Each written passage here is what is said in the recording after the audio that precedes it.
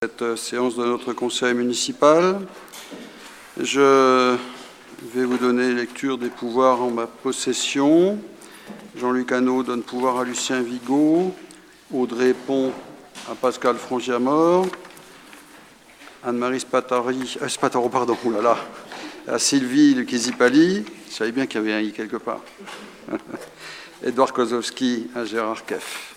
Voilà, le pouvoir que j'ai. Un ou une secrétaire de séance. Pascal, allez, Pascal Frangiamort, pas d'opposition, d'abstention, je vous remercie.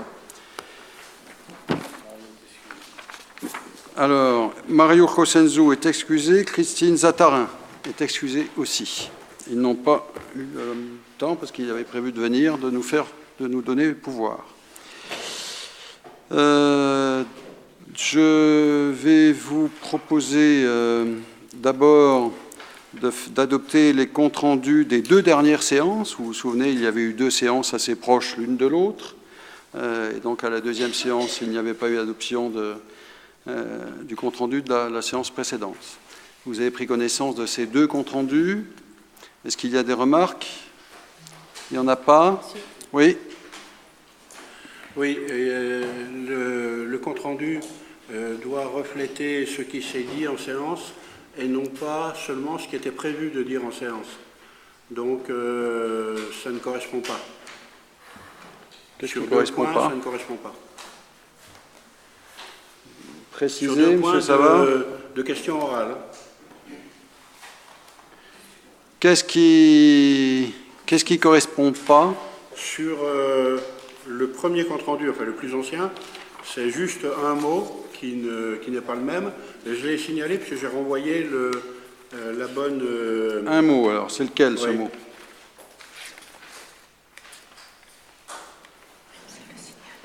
Et humour au lieu de malin.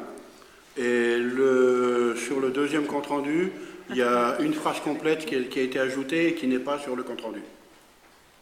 Mais elle a été dite, hein, on peut retrouver sur les, parce sur que les alors, vidéos, il n'y a pas de... Voilà. Alors, plusieurs choses. D'abord, lorsque, effectivement, il y a une remarque, même si vous avez fait parvenir à la direction générale ces remarques, c'est normal qu'elles s'expriment en séance de conseil. Hein. Donc, oui, bien sûr. Non, je le rappelle, c'est un principe. D'autre part, c'est un compte-rendu. Hein. Nous ne sommes pas, bien heureusement, d'ailleurs moi-même, il m'arrive souvent de me rendre compte qu'il n'y a pas de corrélation absolue entre ce que je dis et ce que je retrouve au mot près. On n'est pas au mot près, et nous ne serons jamais au mot près. Si l'esprit de ce qui a été dit est présent dans le compte-rendu, je considère que le compte-rendu est valable. Hein, il ne s'agit pas d'un procès verbal. Hein, je fais le distinguo entre les deux. Alors attention, on n'est pas, heureusement d'ailleurs, je trouve que nos comptes rendus sont suffisamment détaillés, beaucoup plus que ne le sont souvent les comptes rendus par ailleurs.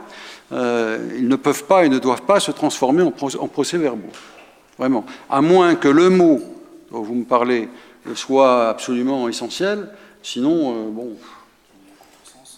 oui, absolument. Si ça contrarie l'idée générale, effectivement, je comprends. Sinon, attention.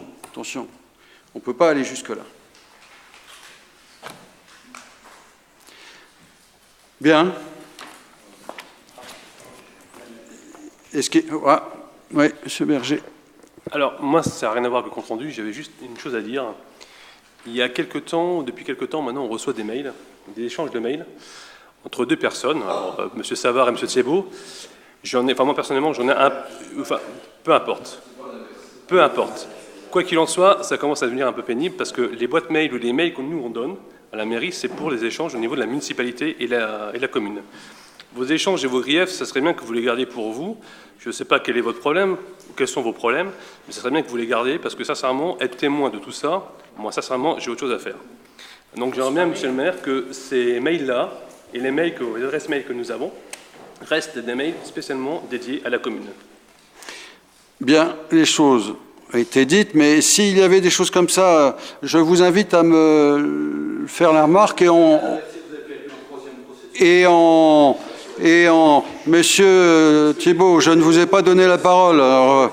Je ne vous ai pas donné la parole. Donc, faites-moi remonter ces choses-là et nous prendrons effectivement, nous envisagerons de prendre toute disposition, même technique, pour faire en sorte que les personnes indélicates soient rappelées évidemment à un autre comportement.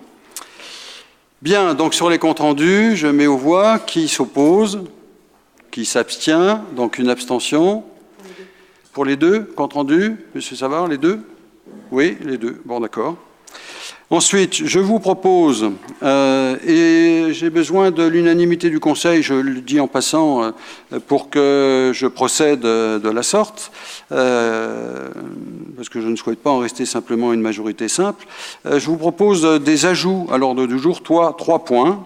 Une, parce que tout simplement c'est un oubli, une convention, un avenant à la convention avec la MJC concernant le complément de subvention à verser, comme c'est le cas pour le CCAS et pour le basket. Une autre sur la vente d'un bien au 36 rue de Franchepré après réactualisation d'un prix estimé par le service des domaines.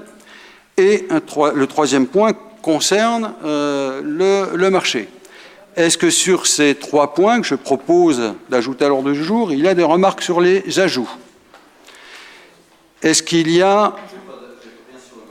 Non, c'est moi qui vais donner les choses que j'ai à ma disposition.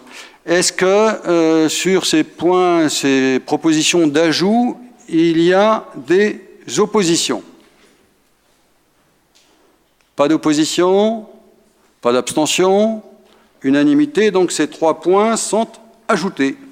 OK, et j'examinerai évidemment avec vous ces points au fur et à mesure de l'ordre du jour. Alors je vous propose, sans plus tarder, de rentrer dans cet ordre du jour qui porte assez largement et presque exclusivement sur, j'exagère un peu en disant ça, sur la question des finances, mais nous savons bien que le point central de ce conseil municipal porte sur les subventions aux associations. Alors je passe la parole à l'adjoint aux finances, Lionel Gérard. Bien. Point que nous avons vu en commission des finances. Ces différents points. Et puis pour les subventions dans les commissions de travail respectives. Budget annexe pôle santé, donc décision modificative. Il s'agit d'ouvrir 200 € en dépenses de fonctionnement pour des titres annulés. Et pour équilibrer ce budget en fonctionnement, nous mettons un crédit de 212 €, donc 212 € en dépenses et 212 € en recettes sur les revenus des immeubles. Des oppositions, des abstentions, il n'y en a pas, on continue. Subventions aux associations, donc je vais laisser la parole à la directrice générale et j'imagine à l'adjoint au sport pour la présentation de ces subventions. Je vous précise tout d'abord que je fais circuler un tableau que vous voudrez bien compléter si vous êtes membre du bureau directeur d'une association. Si vous êtes membre tout simple, ça ne pose pas de problème, vous pouvez voter. Mais si vous êtes membre du bureau d'une association, on estime que vous vous abstenez, vous ne votez pas pour la subvention de l'association en question. D'accord? Merci. Alors, sur la fonction services généraux, Association de solidarité avec le peuple sahraoui, 500 €.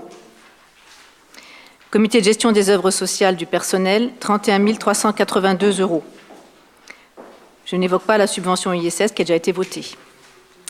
Total général, 38 882 €, indisponible de 2 967 €, que vous retrouverez sur le tableau récapitulatif à la fin. Fonction 024, fêtes et cérémonies. Pour la fête de l'écrevisse et de la grenouille, concours de chanteurs en avant JHB, 300 €. La chorale ad libitum pour un concert de Noël, 350 €. Une subvention pour une association nouvelle, 7 arts, pour 500 €. Le total représente 1 150 €. Une subvention a déjà été votée à hauteur de 600 €, ça fait 1 750 €, d'où un disponible de moins 850 €. Fonction aide aux associations, 280 pour l'UNC section AC de Jeuf, section d'Afrique du Nord et ancien de la 9e DIC. 40 € pour les médaillés militaires, 40 € pour le souvenir français, 45 pour la FNACA, 60 pour les pêcheurs de l'Orne, la CGT 1132, la CFDT 348, 70 € pour le comité de la Stèle au cimetière russe de Valleroy, la Fédération française des médaillés de jeunesse et sport 60 €, 40 € pour ceux de Verdun, 150 pour le cercle canin jovicien, 740 pour la Fédération régionale des ouvriers retraités des mines de fer et de sel de Lorraine, 300 pour l'association de Majorette les Chrysalides, le syndicat CGT des mineurs retraités veuves et invalides du secteur de Manciol-Trieux-Tucnieux pour la fête du sous-sol 200 €, 100 € pour SOS Animaux, 280 pour Jeuf Puissance 4 et pour la FMD 70 €, soit un total général de 3 955 et un disponible de 1 600 €. Une petite remarque sur ce chapitre, en parlant essentiellement des anciens combattants et des associations patriotiques. Les sommes sont extrêmement modestes, pour ne pas dire modiques, mais les associations le savent et le comprennent parfaitement. En réalité, l'engagement de la municipalité à leur côté n'a aucune commune mesure avec les sommes ici affichées, puisque, vous le savez bien, nous ne cessons tout au long de l'année de veiller avec elles à porter évidemment leur mission de la plus belle des manières. Donc en réalité, ce qui est visible là ne ressemble même pas à la partie visible de l'iceberg. Vraiment, on est très très loin de la réalité. Je voulais vous donner cette précision. La fonction suivante, la fonction enseignement-formation. Pour l'UNSS, au collège Maurice Barrès, 240 €. Pour les autres services annexes de l'enseignement. L'UPEJ, 190 €. 816 pour les coopératives scolaires des 6 écoles. 806 € pour divers projets et voyages pour le collège Maurice Barrès, soit un total de 2052 € et un disponible total de 647 €. La fonction 33, action culturelle. Crescendo, 270 €. Le CPHJ, subvention traditionnelle de 1030 €, plus une subvention exceptionnelle pour la coédition d'un livre sur le centenaire de la Grande Guerre, 5000 €. Les 4A, 70 €, 165 € pour la mémoire du pays de l'Orne, 50 pour le cercle généalogique du pays de Briey. À Montferlor, 1080 €, 2000 pour l'association Marche et Rêve, 55 098 pour la MJC, 150 € pour l'ULMJC pour la Semaine de la Solidarité, le Théâtre du Paradis, 2400 €, la compagnie Belladonna, 1000 €. Un total de 68 313 € et donc un disponible négatif de 4 398 €. Je passe la parole à Monsieur Keff.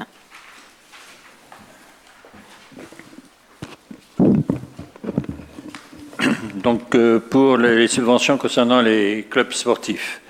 Donc, Aikibudo, 500 €. Le box club de Jeuf, 2700. Le CNMHJ, c'est la natation, 3500. Le SJ football, 13 400, avec une subvention exceptionnelle de 1300 € parce qu'il y a un changement de périmètre au niveau des activités. La gymnastique, 3 950. Jeuf haltérophilie musculation, 400. Jeuf au micro-basket, alors il y a 20 500 plus, vous allez retrouver en dessous déjà une subvention qui a été votée de 12 000. Ensuite, le judo 2300, là aussi 400 € subvention exceptionnelle parce qu'ils ont 4 jeunes qui vont disputer les championnats, disons, assez loin au niveau en France, vers le sud de la France. Donc, on l'a fait il y a les autres années pour des sportifs ayant atteint ce niveau-là, donc on en fait de même au niveau du judo. Le pétanque club 1200, le Subaquois 1400, tennis club 3400, la boxe sabbat 2007, Spiridon 1500, karaté club 3500, association foot Jeuf loisirs 150, Jeuf Homécourt Lorraine boxe 800, le Fight Club 1400, le COJ pétanque 1100, le COJ loisirs 100 euros, le COJ VTT 300, détente et sport 150. Combien de licenciés au total, Gérard?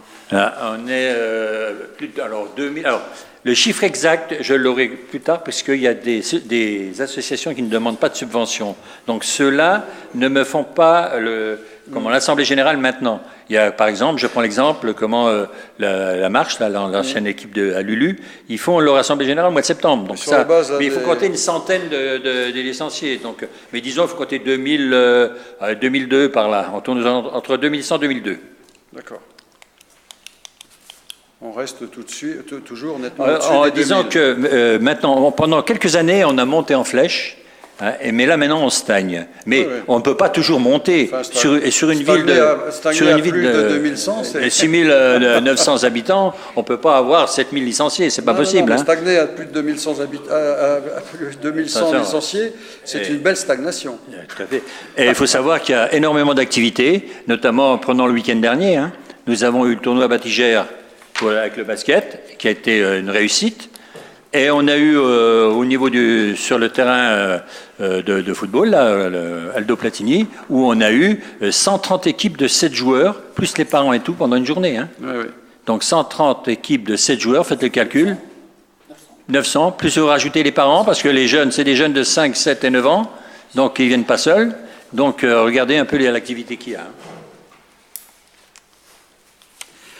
Je reviendrai sur tout ça tout à l'heure, Gérard. Merci à toi et à la commission, mais je reviendrai sur tout ça tout à l'heure. Oui. Donc un total de 78 700 euros et un disponible de moins 720.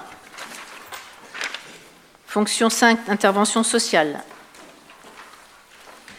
Association des donneurs de sang, 170 euros. La Croix-Rouge, 315, 50 pour l'association Arc-en-Ciel, 100 pour l'ADOT de Nancy, Espoir et Vie, 50 euros. On vous propose de verser une subvention de 150 euros à une association qui a déjà fait partie de la liste, l'association Goéland, mais qui n'avait plus présenté bilan, etc., et qui redemande cette année. Donc c'est une proposition nouvelle, 150 euros. Soit un total de 835 euros et un disponible de 80. Le collectif de défense des bassins miniers lorrains dans la fonction environnement, 662 euros, 10 centimes par habitant. Le disponible est de 18 euros. Et la fonction 9, action économique, la mission locale des Pays de Briey, 1800 euros, 400 pour la plateforme initiative locale et 10 000 pour le PIMS, soit un total de 12 200 euros, un disponible de 0. Le récapitulatif, donc vous avez une colonne budget, une colonne votée si vous votez ces sommes-là, et une colonne disponible qui révèle un manque de 656 euros qui fera l'objet d'une décision modificative en point 1.7. Bien, merci Anne-Hélène. Je remercie les membres de la commission des finances et son vice-président, les membres de la commission des sports et son vice-président. Je reviendrai tout à l'heure. Tout d'abord, est-ce qu'il y a des remarques sur tout ça? S'il n'y en a pas, je vais mettre aux voix. Qui s'oppose? Qui s'abstient? Une abstention. Donc, les subventions sont adoptées à l'unanimité. Je vous remercie. Je vais vous dire maintenant quelques mots à ce propos, parce qu'effectivement, c'est un moment important toujours, pour le conseil municipal comme pour la ville. Les associations... on ne peut pas considérer qu'elles soient en attente tellement elles sont convaincues de leur proximité avec nous et tellement elles savent leur importance à nos yeux. Et elles ont raison, sur un terme comme sur l'autre. Effectivement, nous considérons à juste titre qu'elles déterminent assez significativement la dynamique locale, la vitalité reconnue de notre ville, et avec des secteurs d'activité extrêmement divers qui expriment aussi, qui révèlent une richesse incontestable, un potentiel considérable, une intelligence partagée qui ne cesse de nous éblouir et qui fonde ainsi, je trouve, une capacité originale et une identité particulière qui est celle de notre ville. Donc je veux ici me réjouir évidemment de cette faculté qui est la nôtre et surtout de dire, mais j'aurai l'occasion de le dire prochainement aux associations joviciennes, comme avec mes 3 autres collègues, aux associations de toutes les villes de la vallée, combien évidemment nous accordons d'importance à leur action. On a parlé de solidarité, on a parlé de mémoire, on a parlé d'hommage, d'environnement, d'histoire, de pratiques sportives, culturelles, syndicales, c'est tout cela. Le champ investi par nos associations est d'une amplitude extraordinaire. Et donc, c'est en même temps, lorsque nous décidons unanimement, puisque l'abstention n'intervient pas et n'interfère pas dans cette unanimité, c'est aussi un message de remerciement, d'encouragement et de soutien que nous adressons aux centaines et centaines de bénévoles qui vraiment se mobilisent sans hésiter, sans compter leurs heures et leurs jours en direction évidemment des publics qui les concernent. Donc chapeau bas à toutes celles et tous ceux-là, parce que c'est eux la vraie richesse évidemment du tissu associatif. Concernant les sports, 23 clubs, avec plus de 2100 licenciés, ça a été dit tout à l'heure, c'est considérable. Je pense que nous pourrions souffrir de la comparaison avec n'importe quelle ville de n'importe quelle taille, relativement à la nôtre, évidemment. Là aussi, les disciplines rencontrées à Geoff, les installations mises à leur disposition, et d'ailleurs, je veux rappeler que pratiquement toutes les associations de la ville sont, entre guillemets, logées. À peut-être une exception près, mais je suis en train de rechercher une solution pour qu'il n'y ait pas d'exception.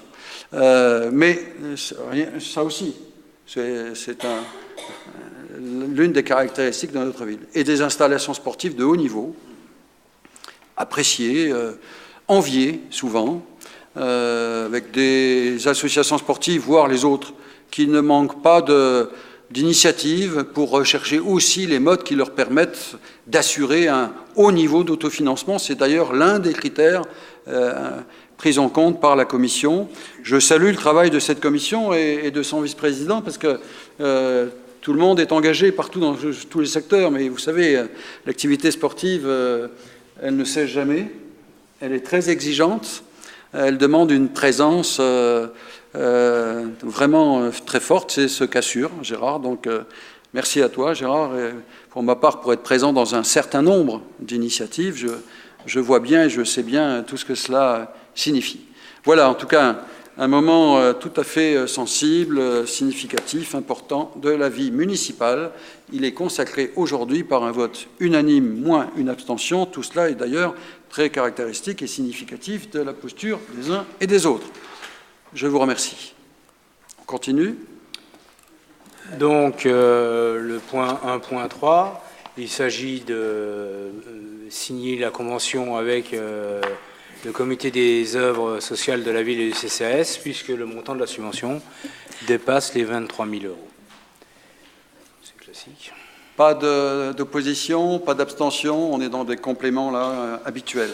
1.4, c'est la même thématique, donc c'est convention d'attribution de subventions avec le basket de Geoff. Pour les mêmes raisons, la somme dépasse les 23 000 €. Même sanction, j'imagine, unanimité, c'est confirmé, je vous remercie. C'est là qu'on ajoute l'avenant. On fait l'avenant qui a été décidé en début de conseil, donc une convention même thématique avec la MJC, puisque là aussi, vous l'avez vu lors des votes, la subvention dépasse les 23 000 €, Monsieur Savard ne participant pas au vote. Unanimité là aussi, je vous remercie. On continue. Participe pas au vote du COS, moi. Point. Et toi, tu ne participes pas au vote concernant le COS, oui. Au basket, bien sûr. D'accord. Mais c'est bien de le dire aussi. Admission. Et toi, Gérard, tout à l'heure. Ouais, tout ça a été signalé, donc. Hein. Donc bon, Non, on mais va là, pas... c'est au sujet des conventions. Oui, oui. Admission non valeur. Admission non valeur, donc après différentes tentatives de recouvrement de la part de la perception, il s'agit de faire des admissions non valeur pour les exercices allant de 2005 à 2014 et pour un montant de 3 387,27 €.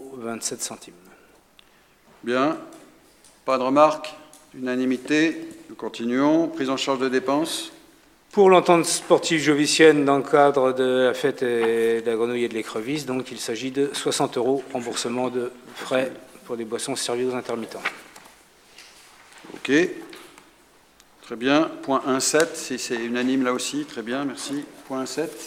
Donc là, c'est, il petite- s'agit de régulariser le déficit que nous avons constaté sur le budget des votes des subventions.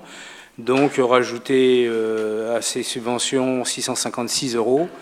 Et dans ce cadre-là, pour équilibrer nos comptes en dépenses de fonctionnement, nous demandons de diminuer taxes additionnelles aux droits de mutation de 656 €. Donc en dépenses, on rajoute 656 € Bon, j'imagine sur ce qu'il chapitre. n'y a pas de remarques sur ce point. C'est adopté à l'unanimité. Je vous remercie. Nous passons maintenant aux questions concernant le personnel. Modification du tableau des effectifs des emplois permanents. Le recrutement du responsable du service urbanisme étant actuellement ouvert au cadre d'emploi des rédacteurs ou des techniciens territoriaux, il sera proposé au Conseil de l'étendre au cadre d'emploi des adjoints administratifs et de supprimer la possibilité de recourir à un nom titulaire. On continue. Unanimité. Merci. Fixation de la composition du comité technique. Donc le 6 décembre auront lieu les élections professionnelles. Le maire vous informe que un comité technique est créé, mais ça vous le savez déjà, dans chaque collectivité employant au moins 50 agents. Et c'est auprès du centre de gestion lorsque la collectivité emploie moins de 50 agents. Ce comité technique est obligatoire.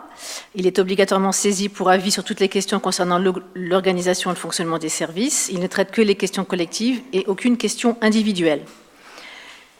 Donc, dans le dernier CT, il y avait 3 représentants dans le collège des élus, 5 dans le collège du personnel. Monsieur le maire vous propose de continuer sur cette répartition, sachant que le comité technique n'est plus obligatoirement paritaire. Et de donner voix délibérative au collège des représentants des élus, ce qui n'est pas non plus obligatoire, mais c'est une possibilité qui vous est donnée. Ça va comme ça? Tout le monde est d'accord? Très bien.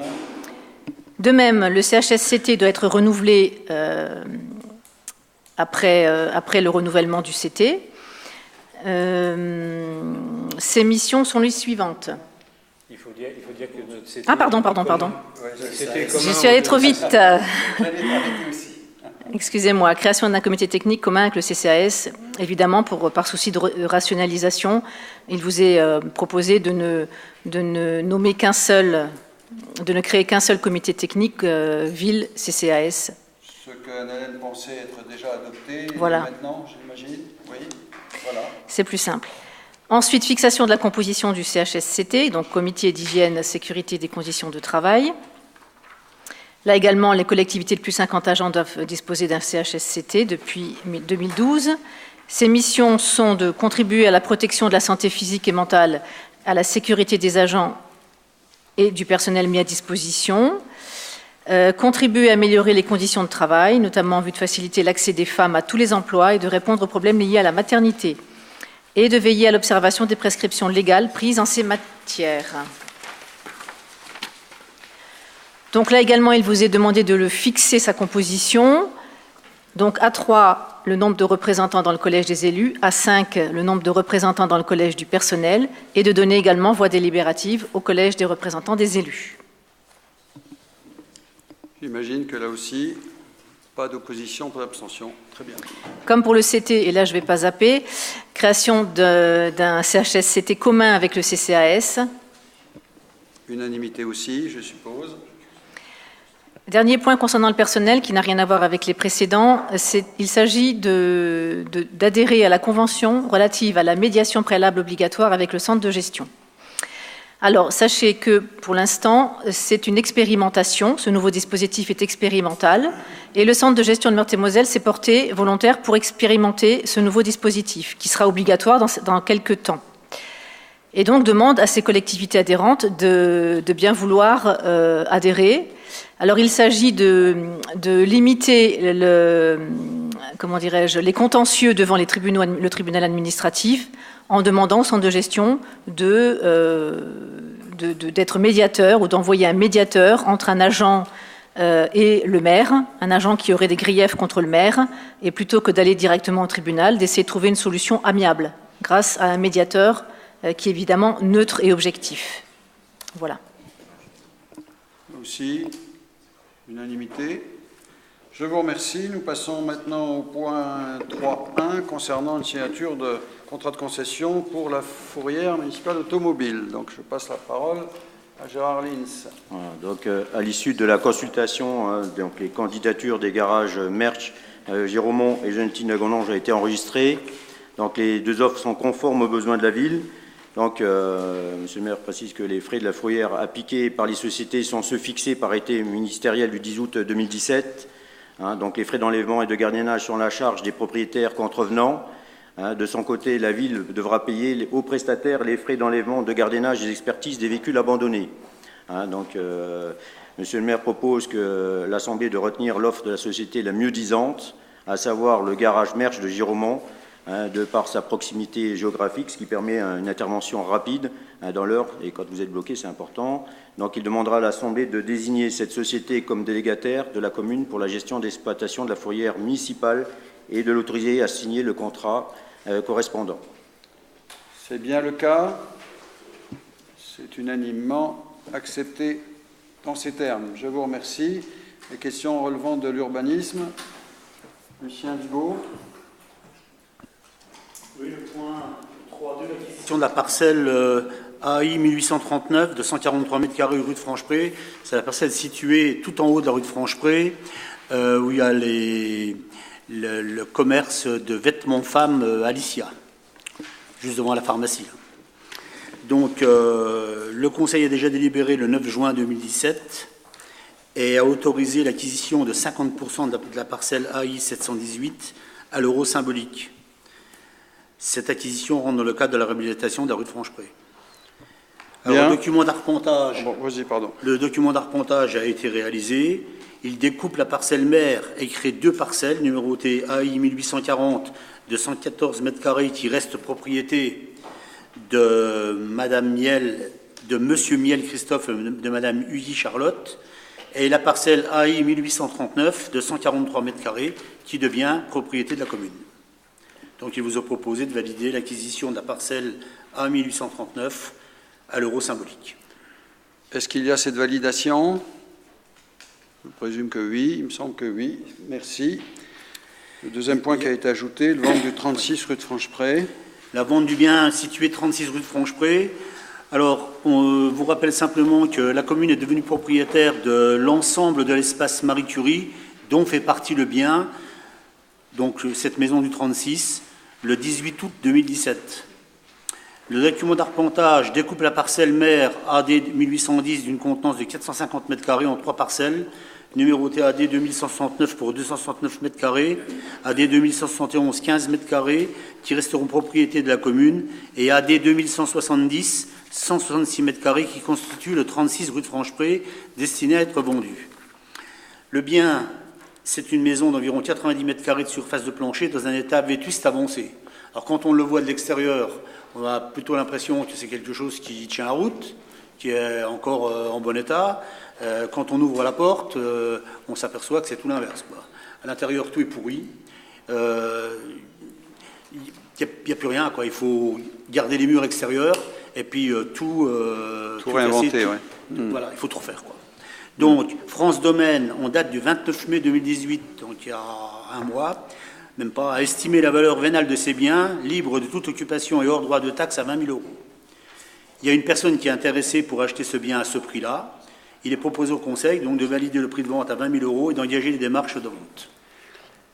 Bien, est-ce qu'on est d'accord sur tout ça? Oui, c'est le cas. Très bien, je vous remercie. Bien, c'est l'autre point que je vous ai proposé d'ajouter à l'ordre du jour. Le 2 mars dernier, depuis le 2 mars dernier, nous expérimentons, vous l'avez bien à l'esprit évidemment, puisque ça avait été présenté en conseil municipal, la présence du marché hebdomadaire dans la rue de l'Hôtel de Ville. J'avais dit à l'époque qu'il s'agissait d'une expérimentation et que nous aurions, fin mai, début juin, mieux que ça on ne pouvait pas, on est effectivement tout début juin, revenir en conseil municipal pour voir et tirer les enseignements de cette expérimentation.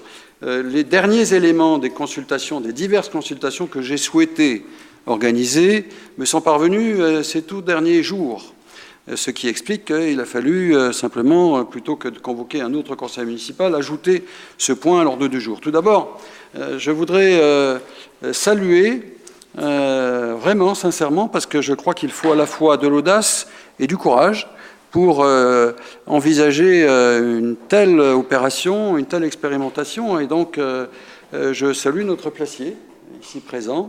Il a fait preuve des deux, d'audace et de courage dans cette opération qui, loin de le soulager de quelques efforts, puisque pendant un temps j'avais entendu cet argument qui m'a toujours semblé spécieux et évidemment que je ne partageais absolument pas, a occasionné beaucoup d'efforts et de travail. Et donc, il n'est pas pour rien dans le fait que l'expérimentation se soit très bien déroulée. Et donc, je veux ici saluer notre placier, M. Ozewski, ici présent. Bravo à vous. Alors, une expérimentation, je l'ai dit, qui s'est bien déroulée. Nous avions à cette occasion la volonté de vérifier que la protection du marché était avérée. Je crois que c'est le cas, puisque le marché se trouve être particulièrement bien protégé, qu'il libérait un espace de stationnement considérable, là aussi, c'est le cas, et sans doute avons-nous vu des badauds plus nombreux venant de l'extérieur, puisqu'ils avaient là des solutions de stationnement propices, ce qui a peut-être aussi conduit, parce que certains commerçants nous ont dit le fait qu'ils constataient une augmentation de leur chiffre d'affaires. C'est tant mieux aussi.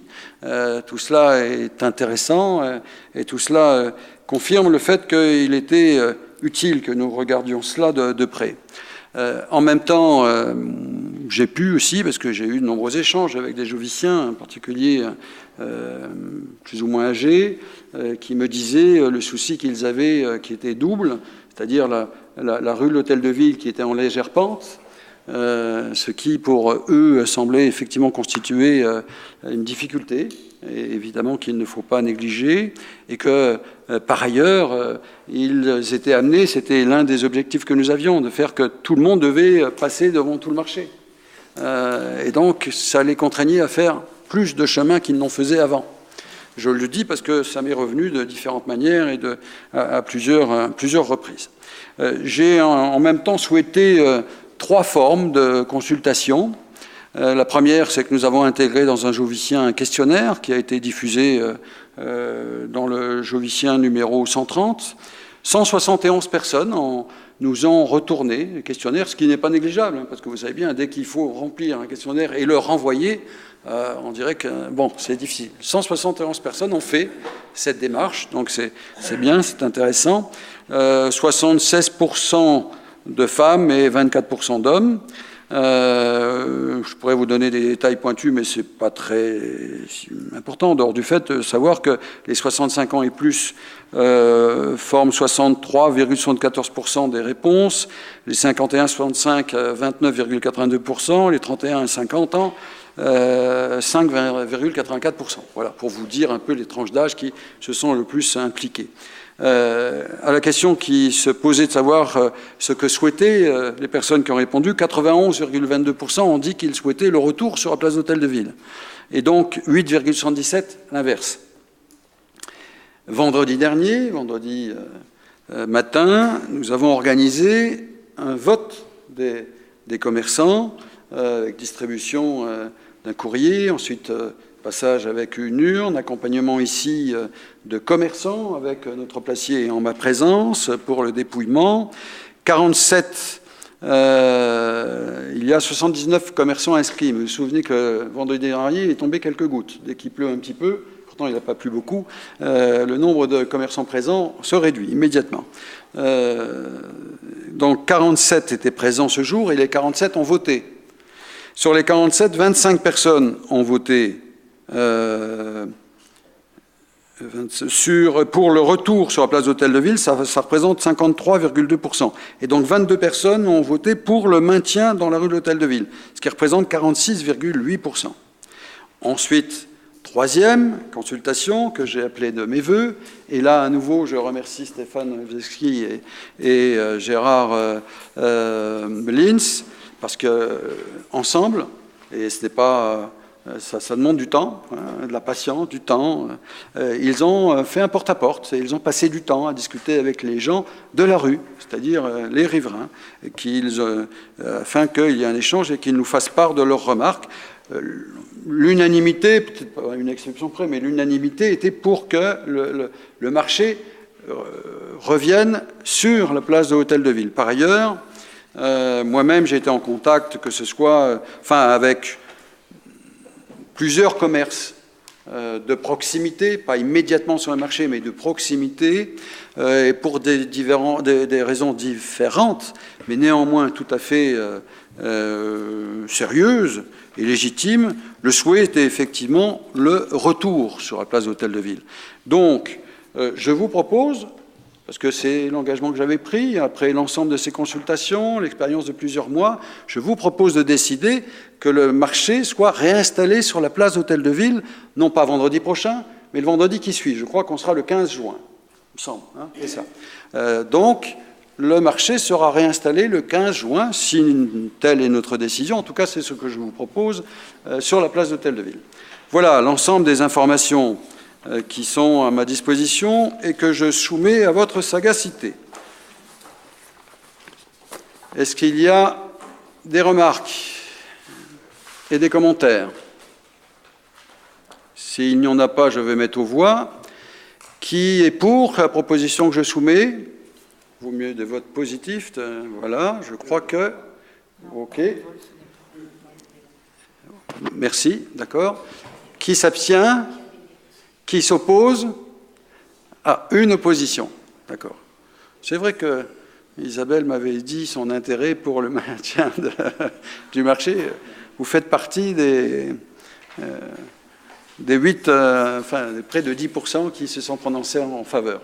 Et incontestablement, je le redis, hein, sur le marché dans la rue a bien fonctionné, il y avait du monde et les commerçants étaient globalement satisfaits. Mais néanmoins, il y a un certain nombre de considérations qu'il faut entendre, et c'est ce que nous venons de faire, puisque nous les avons entendues. Voilà. Ensuite, vous avez la liste des décisions prises par délégation, ainsi que des déclarations d'intention d'aliéner. Ainsi donc, vous êtes informés de l'une comme de l'autre. Je vous propose maintenant que nous passions aux questions orales. J'ai reçu 2 questions orales de M. Savard, des questions qui sont relativement courtes, et je l'en remercie. Alors, M. Savard. Alors, première question, de travail finance commune nouvelle.